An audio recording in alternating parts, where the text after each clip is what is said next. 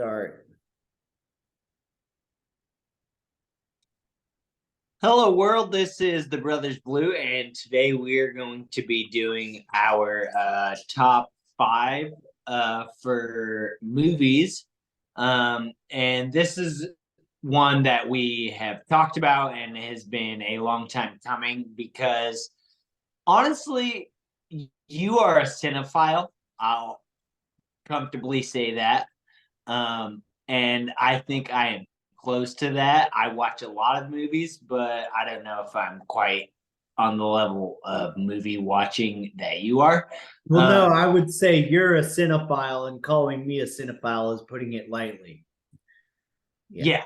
So, anyways, this is like I said, the Brothers Blue. I'm brother Cody. That's brother Kyle, and he's gonna get us started with his number one.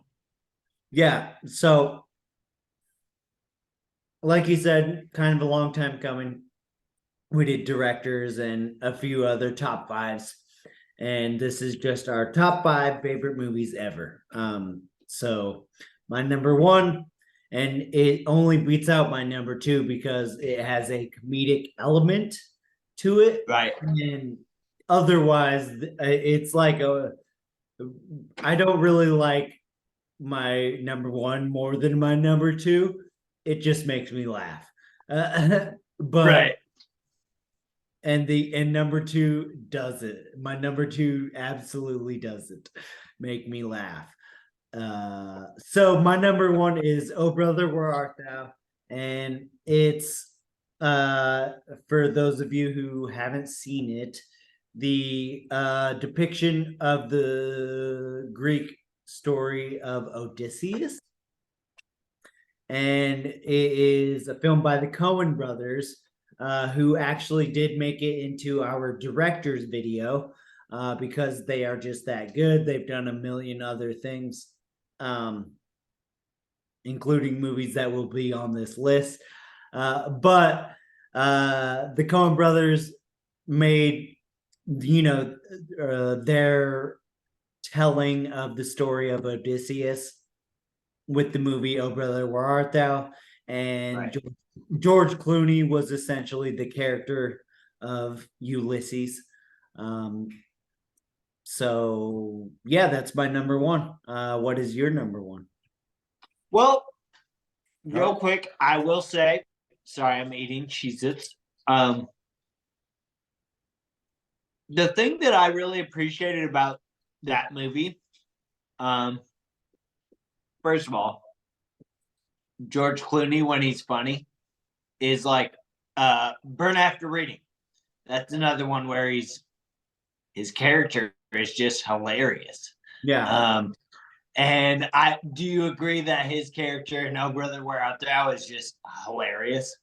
dude, so funny. Dapper Dan. Right? Exactly. Yeah, So that's that. And then also, Oh Brother Where Art Thou is one of the last movies to have a great soundtrack. The music of that movie, and it's it's a it's a movie kind of about music. And they do a good job with the music in that movie. it's not really about music at all, but they do a really good job once again of just like capturing the sort of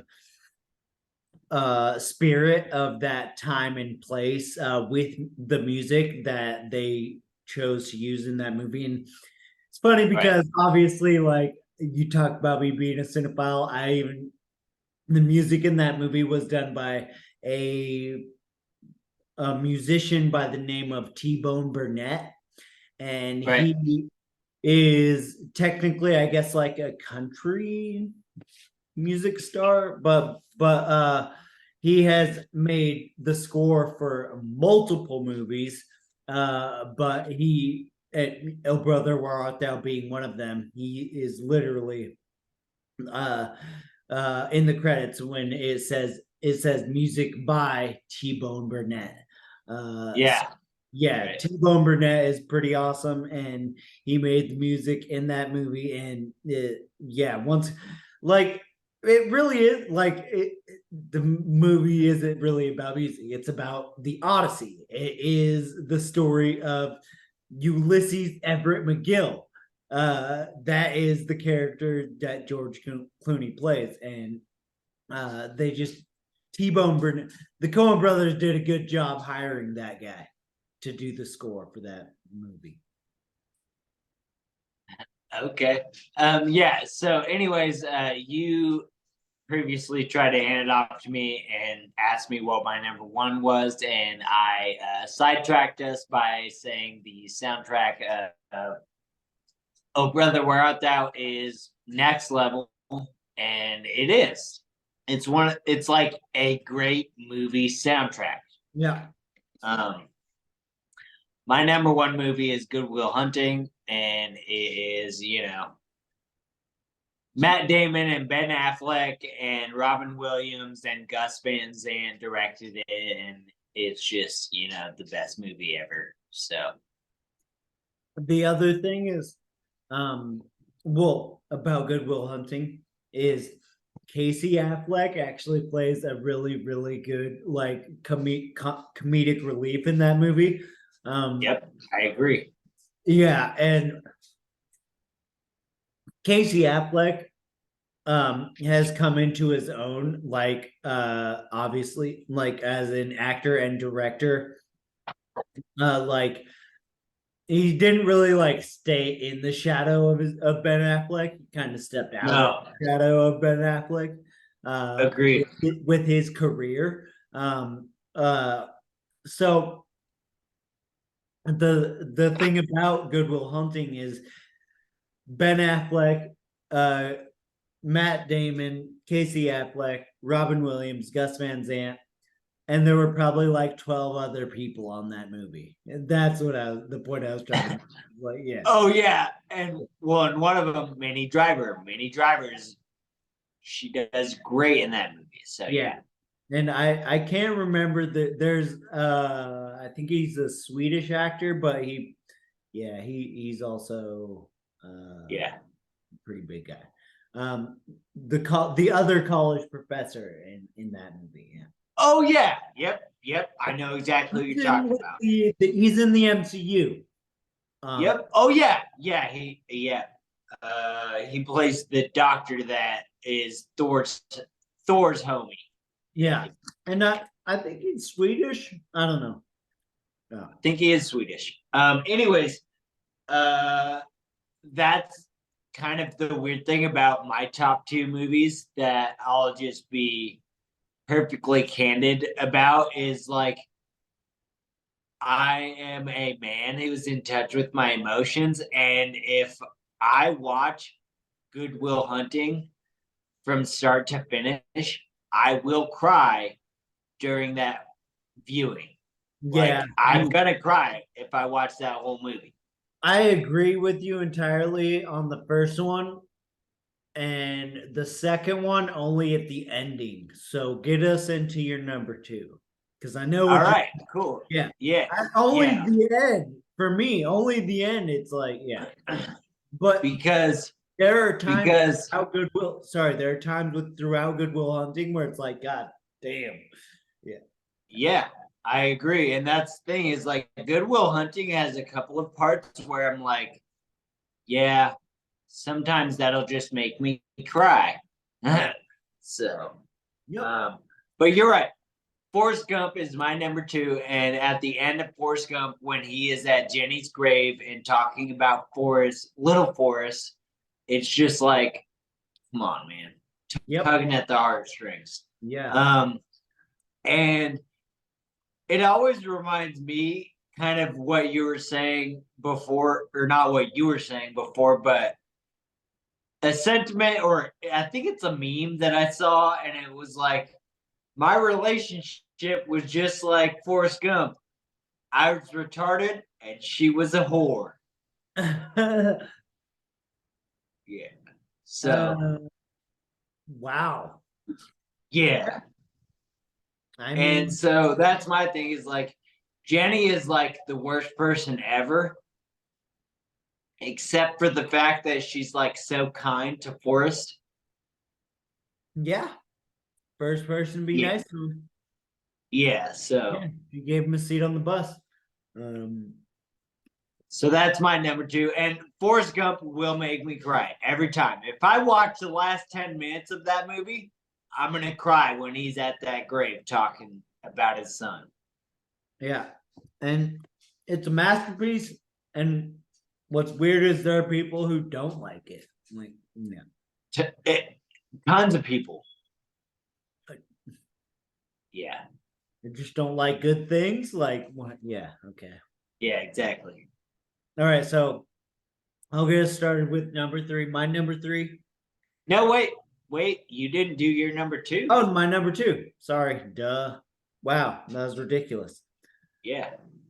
Okay, so my number two is Gangs of New York. And like I was saying, it's really a toss up between that being my number one. And the only reason I put Oh Brother Where Art Thou before Gangs of New York as a movie I like more is once again just because it makes me laugh more than Gangs of New York does. Gangs of New York, uh, you know, Martin Scorsese, Leonardo DiCaprio, Daniel Day Lewis, Yep. John C. Yep. Riley. Yep. It's just so like packed with like talent, and also like I'm a history guy, and it is pretty Right. historically accurate. And they Yeah. literally end with the draft riots in New York. The last scene of that movie literally like happened in New York City. There was a draft riot, and that's Yeah. where their big battle at the end takes place, is the draft riot that actually Right. took place. So yeah, Gangs of New York is just like insanely good to me. It's like just a ridiculously good movie. Like if you don't like it, I don't understand. Like, do you not like movies? Like, yeah. Yeah, right. Okay, so Gangs of New York, two things for me. One of the best opening scenes ever. I literally saw, I think, a Facebook video the other day, and that thing is it was a Facebook video, and it was the opening scene of Gangs of New York, and it's like, oh, That would okay, be a really good monologue. I'm just now like we've talked about monologue because yep, it's Liam yep, Neeson giving a monologue, and like yep. that would be a monologue to do. I Yeah. agree. Yep, it's a great one. It's kind of short, but it's very impactful, and it's not like too short. You know No. what I mean? No. Yeah. Um, the other thing about Gangs of New York, and this is why I put my number three where I put it, or I also had to have a Scorsese movie, and this is something we talked about off camera. Tarantino Yeah. needing to be involved somehow. And neither of us mentioned the fact that Scorsese has to be involved, and he's in both of our top five. So Yeah. And what's funny is like I'm looking at my top five and thinking about another Scorsese movie. I'm actually looking at the top 10 because I made a top 10. I'm looking at my top 10, and there's another Scorsese movie that I'm thinking might have to, yeah. well, can I go with my number three? Yeah, go ahead. Yeah, so my number three is a Scorsese film with DiCaprio and Matt Damon. The Departed is arguably one of the best crime films ever made. You would agree with that, right? Yeah, didn't we made a top five gangster movies, and that was in the list.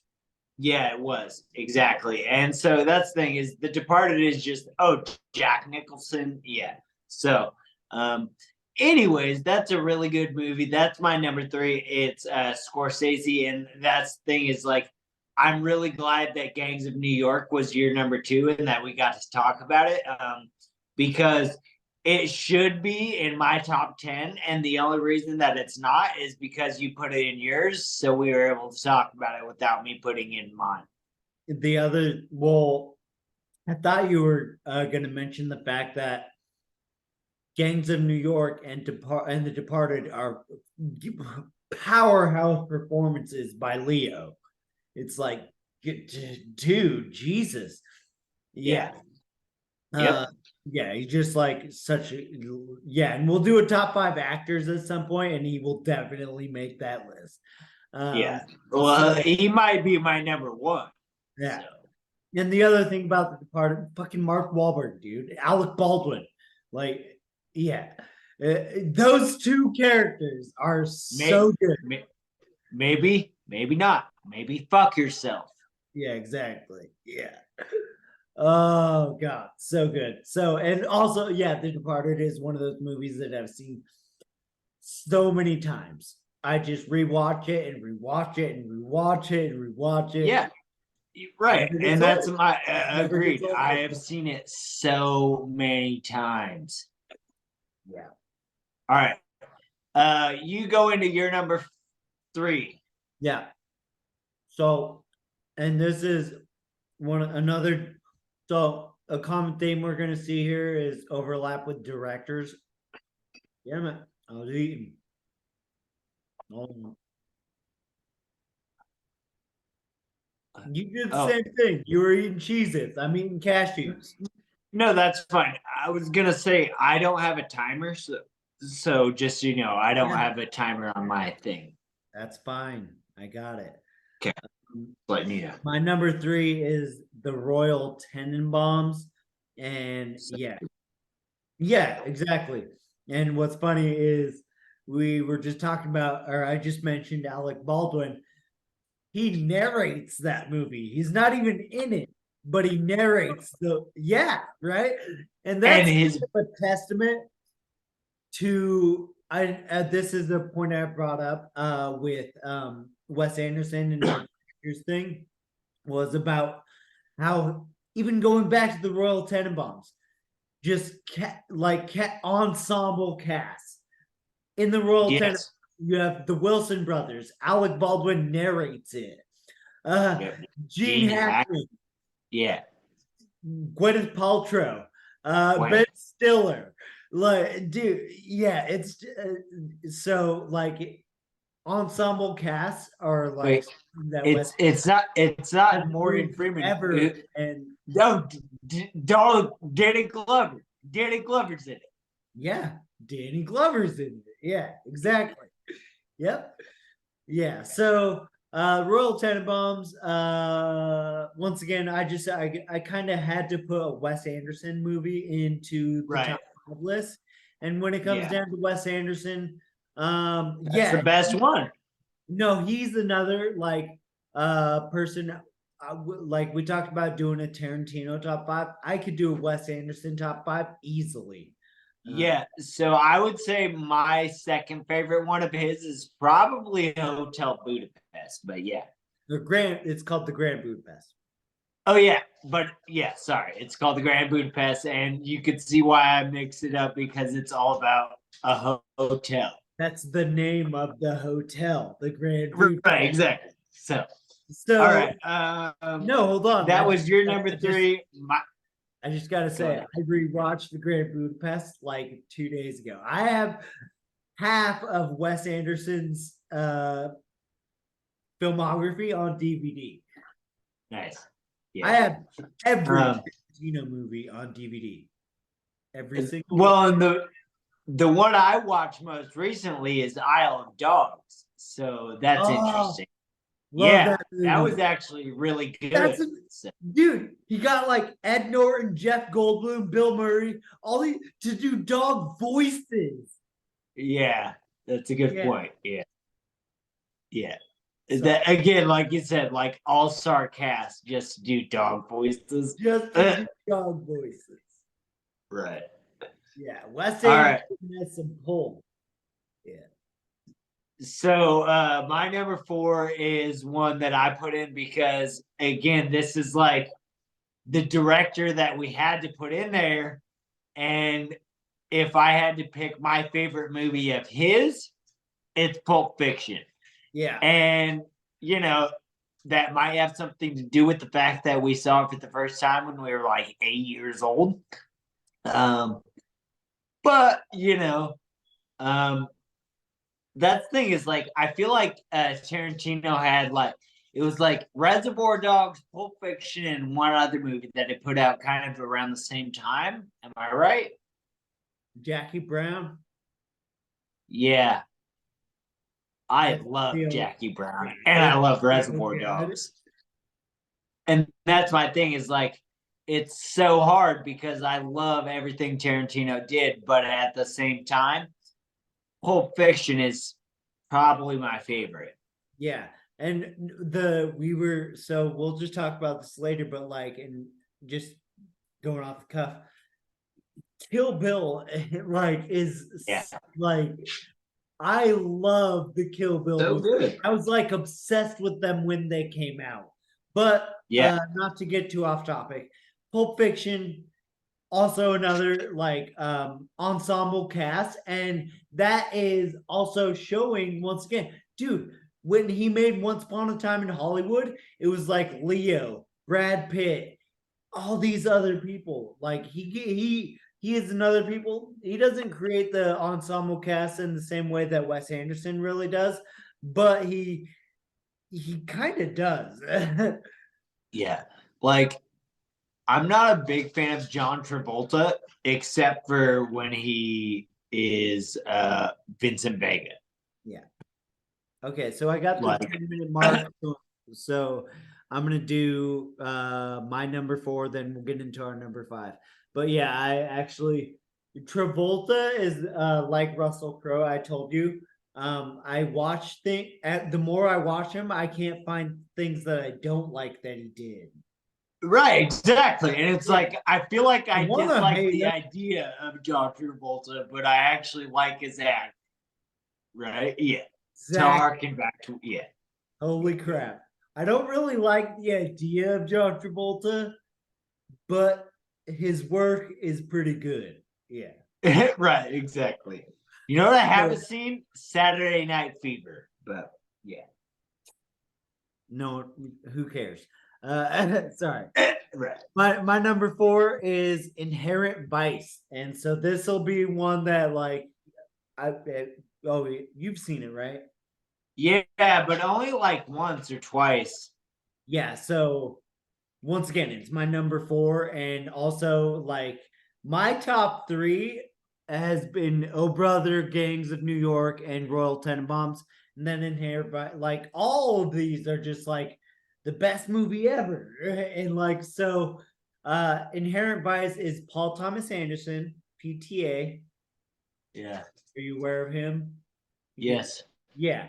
So, yeah, I don't know if he made it into our directors list or not, but anyways, Paul Thomas Anderson did Inherent Vice, and it's got Joaquin Phoenix in it, and it's well, what's funny is I would compare it to that movie The Nice Guys, which Yeah. it's about a 70s or no, Joaquin Phoenix plays a private detective in 1970s LA. Like it's literally like the exact same premise of The Nice Guy. Yeah.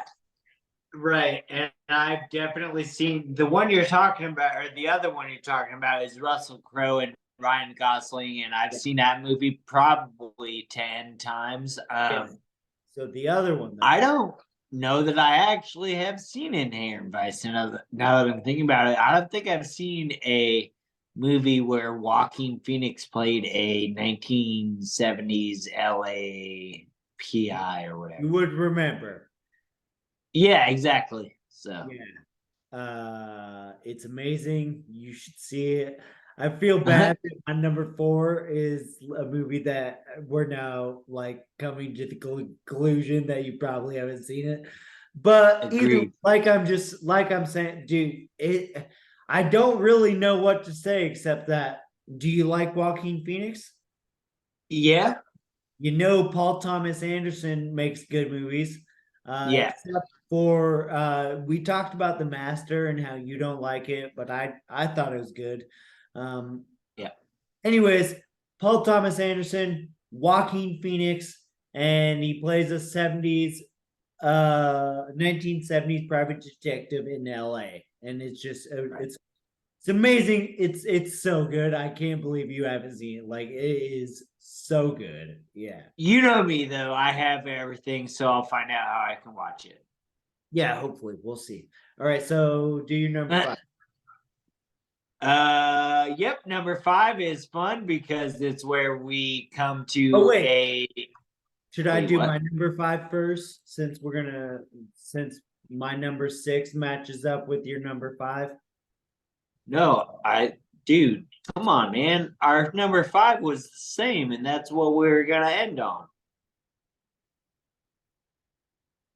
I hate this. I hate this type of stuff. Okay, then what's your number 5? My number 5 has Benicio del Toro and Ryan Phillippe. I have no idea who directs it. Is this also your number 5? Yeah. It is? Yes. Great. So the movie we're talking about is The Way of the Gun. Do you know who directs it? I wanted to say Sam Mendes, but that I don't think so. no, I don't think so either. Either way, The Way of the Gun is an obscure film, I think, for us to be putting it on our list where it is. But yeah, again, I will say those are like two of the biggest actors like ever, in my opinion. Ryan Phillippe and Benicio del Toro. Like, come on, man. So the other like big name, the only big names that I remember. The girl, what's her name? Oh yeah, Julia. I forgot about her. Juliette Lewis. Juliette Lewis. Married to Steve Barra. Pro skater. Yeah. Right. Yep. Yeah. Anyways, Juliette Lewis plays the kid because we talked about this. It's not a heist movie. It's about a kidnapping. Like, yeah, through and weird. through. It's not like if you consider holding somebody for ransom a heist. Right. No, there's a word for that. It's called kidnapping. It's called kidnapping. Yeah. Right. So, it's a really good movie. Way of the Gun.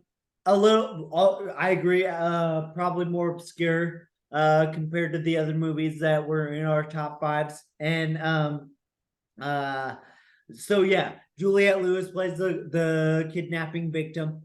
Taye Diggs is one of the bodyguards, and James Caan is the older guy. But just because I know him from, he's the Godfather. He was in The Godfather, and yeah, it's James. Yeah, I think James Caan is a great actor. Do you agree? Yeah, absolutely. I think Scott Caan is a great actor. I mean, probably not as good as his father, to be fair. No, I'm not gonna say that. I agree with you, but I think Scott Caan is also a good actor. But yeah, anyways, like Ready to Rumble and his role in Entourage. And yeah, he does he's good. in Gone in 60 Seconds. Yeah, he does good in that movie too, actually. So yeah, I absolutely agree. But dude, James Caan is in The Godfather. Yeah. I was gonna say James Caan is like a top 10 like if you're talking about like actors of their generation, he's probably top 10 for his age. Yeah. Well, no, like a good comparison would be somebody we brought up earlier, Jack Nicholson. Because Jack Nicholson was in like Easy Rider and One Flew Over the Cuckoo's Nest. And he was like young and like really handsome. And so he just kept it going, dude. And this guy was in Harrison Ford. I think I'm not a big fan of at all. I like the idea. Exactly. I knew it. I knew you loved him. Yeah.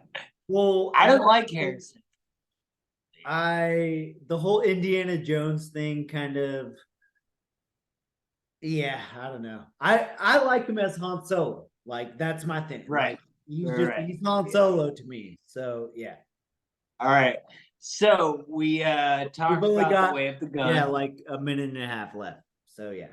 Yeah, well, and we talked about our final or our last one, number 5, the way of the gun. So Yeah, I got confused about how we had decided to end it. I'm sorry. I thought it was. With that being said, are we not doing that? No. With our lineup, our number, like because I was talking about the Tarantino thing and all that. I was confused about our matching up on number 5. Yeah, it was funny actually because like you didn't think that was and I was like, yeah, that's where we end. Number Yep. 5, where we match. Exactly. All right. So why don't you give us our ending line? All right, cool people. With that being said, knowledge is power. All right.